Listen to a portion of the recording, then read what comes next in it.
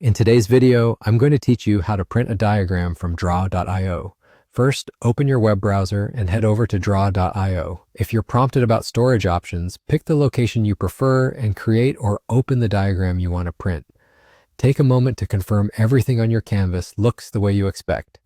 Zoom out to see the full layout, check that shapes and labels are readable at the size you plan to print, and make sure nothing important sits too close to the edges. A quick visual check here saves time later. With your diagram ready, open the print dialog. The fastest way is the keyboard shortcut.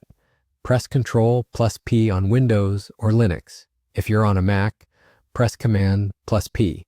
This brings up your browser's print preview, which is exactly what will come out of the printer or be saved to a PDF. In the destination or printer field, choose the printer you want, or select Save as PDF if you need a digital copy.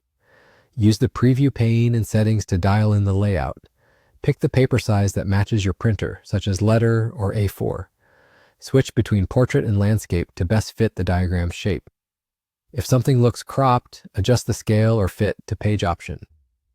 So the entire diagram fits on one sheet. You can also tweak margins to give your content a comfortable buffer, and turn on background graphics if your browser hides fills or colors by default.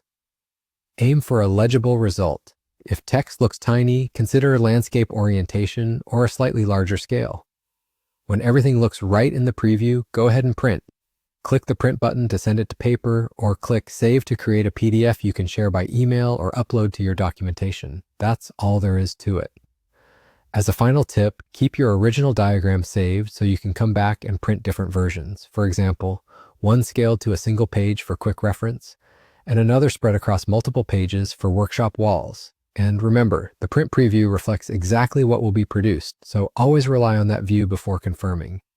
Thanks for following along and happy diagramming.